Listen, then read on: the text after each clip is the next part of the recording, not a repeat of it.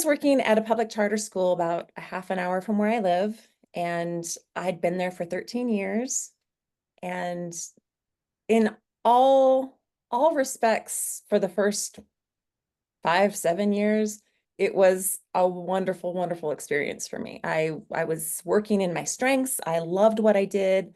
I had a ton of freedom and flexibility. I got to work with students um, just the right amount. I Mhm. never saw myself being a full-time teacher, and I didn't have to be. I could do part-time teaching and part-time community outreach, building connections. I had a huge energy for it.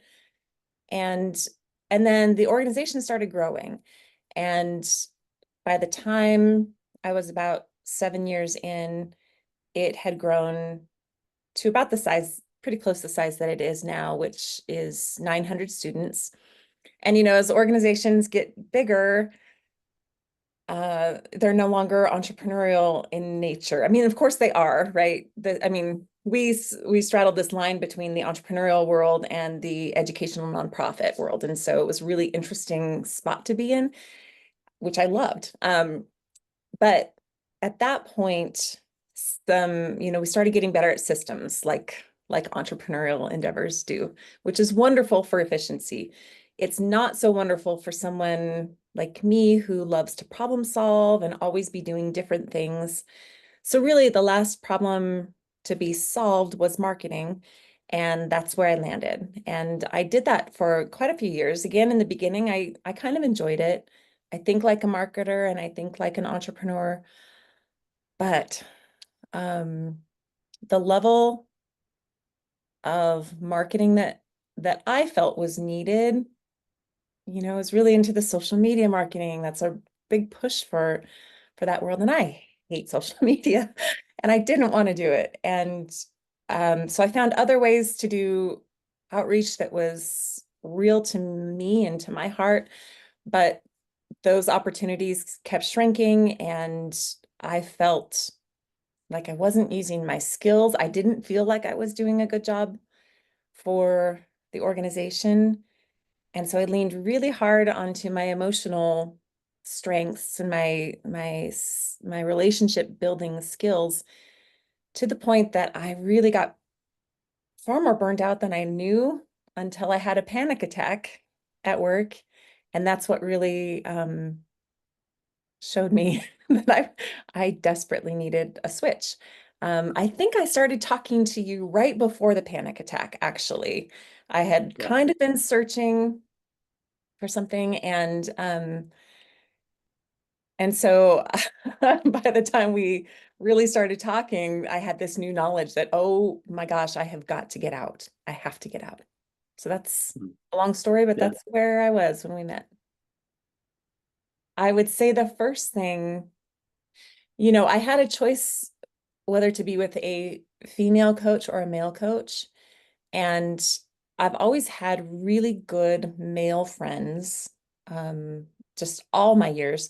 And then really most of them like moved away or circumstances changed and we didn't hang out as much. And my husband's never been the jealous type. He loves that I have men in my life other than him, but he's a wonderful friend. But when I was talking to him about it, he said, I really think you need a male coach. And I said, I do too, but it's always made me nervous. I grew up in a very patriarchal home, and so I have had the men in my world on pedestals, to the point that my voice never mattered as much, and my emotions and the way that I saw the world never mattered as much as it did with them. So one of the first things that happened, and you really quickly, I don't know if you remember this, but you really quickly nailed this. And I thought, yeah, yeah, which was that you took in my words, you listened to me, and you said, I think it's really important that you lead our conversations. If you need my help, ask for it. I'm right here. But um, I really think that you need to practice. And you didn't put it that way. You never put it, you need to. This is how I perceived it, was that I needed to practice being in charge of a conversation with a man. And so that laid the foundation. Like, that as a foundation was enormous for me. I'm getting teary-eyed talking about it. Um, so that was the beginning. Um, I stayed at my job. I think we started connecting in October of 23. I think that's right. And I didn't leave my job until December of 23. So I had about 2 months that I needed to get through, and I needed to have the skills and the peace to get through before I left. Um, I was trying to shrink my normal marketing that takes about 5 months into that 2 months time period. But what was amazing was as we met and as I really started believing my voice that said it's time to leave, because I had all sorts of other voices saying, no, no, no, that's not smart. You don't have a plan. You don't have anything. You don't have a job, all those things. And you kept telling me to listen and to trust my gut, to trust that I have life inside of me, I have wisdom inside of me, and that my next step didn't have to be completely formed to still be valid. And so I I practiced that. I wouldn't say I did it with flying colors. I practiced that and amazingly was able to shrink that 5 months into 2 months and still have time. I don't know how that happened. It was kind of just amazing. It felt very paced and calm, and I got everything done that I needed to do to leave the organization in a way that I felt really good about. I do think part of it was just clearing my mind of the fear. I don't, the fear didn't go away, but we gave it a place and let it have Mm. a voice, but not let it be the only voice. And so that was enormous. Um, and then as we were getting close, I wanted severance. I gave 13 years of my life to this company, and it's an educational nonprofit.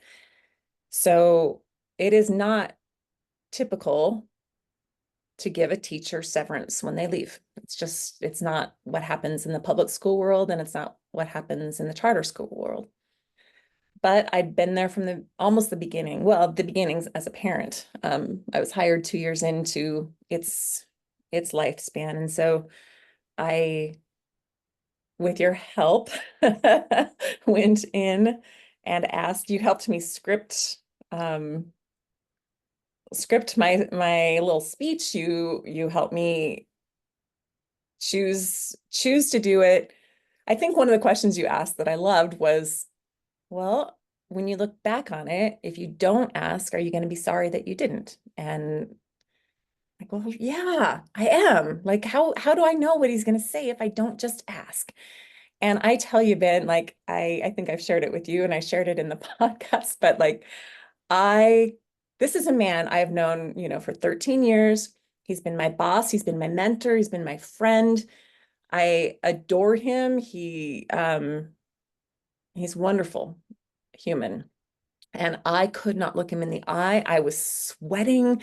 I was trembling. I kept looking down in my lap and blushing. And I mean, it was a horrendous experience, honestly. And I lived through it, and he said yes. So, so yeah, that those are the beginning things that happened with me. I mean, I can go on if you'd like, but that's that gets me to when I left the school in December of 2023. I felt an almost instant kinship with you because I think we have similar values and similar and it's funny because I'm a West Coast girl, very casual back here in our little neck of the woods, and you're a New Yorker, and I didn't know what to expect. I really didn't. Um, but the ability for you to hear my heart workings, and I've always felt like there's this, I don't know, dichotomy, is that the right word? There's a linear and logical approach to life, and it's I hesitate to say patriarchal. It's not just about men. But it's a way that you do things, and this is the right way, and this is the ordered way, and this is the logical way. And I've always known, I mean, from my littlehood, I have known that I see knowledge and logic more as a river, and it's got all of these inputs and streams and rainfall and snow melt and there's no way, zero way that you could stop that stream in the middle and catalog it. There is absolutely no way. So I have known for a long time that my understanding of logic and knowledge is far more, it's like 3D versus one dimension, or it's like physics versus, I don't know, taking apart a frog. I don't know. I just know that I connected with you. I felt like we have similar viewpoints along those ways. We often use different words, but you understood when I was saying things. And when you didn't necessarily understand because you haven't experienced my world, you assumed that I was correct, that my assumptions were correct, that my experience was correct. Even correct is probably the wrong word, but valid and real. And that was a gift beyond anything, to have somebody that I could talk to on a weekly basis or every other week, or I can't even remember what our schedule is now. But on a constant basis, that I can just say, this is how I see it. And I'm pulling all of these strings from all over the place. And you're like, yeah, yeah, yeah, instead of making me feel crazy. So I enjoyed that. One of the things that I've pointed out to several people about working with you is that you would see a micro expression on my face and stop me as soon as you could and say, now, when you were talking about XYZ, I saw this look on your face. What were you thinking? And you just asked me. I love being asked questions. There's so few people in my life that ask me questions that dig a little deeper. In fact, I can think of one that I have. And so to have that as part of um our interactions was immeasurable, because, and I know I've mentioned this before, but I can be a really grateful person, so much so that I can overlook what's actually happening in my body, what's actually happening in my soul, and Yeah. just try to be grateful and try to find, and which is wonderful. Like, I love that about myself, but also I have to be honest with myself before I move into gratefulness. And your hey, what was that kind of questions really helped with that. I would say working with you is an investment in who they are. You are not once did you tell me what I should do, or you really didn't have opinions on things unless I asked specifically, can you give me some input on this? It was not about you. It's not about your ego. You're not a control freak.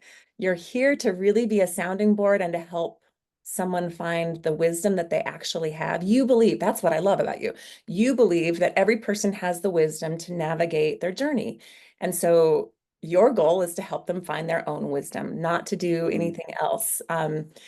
And and so I would say, man, if you have the chance to work with Ben, even if it's a stretch, even if it makes you feel uncomfortable, just take those baby steps, because I could say to you, Ben, this makes me feel uncomfortable. And you'd say, okay, let's walk into this. Like, what would be our first step?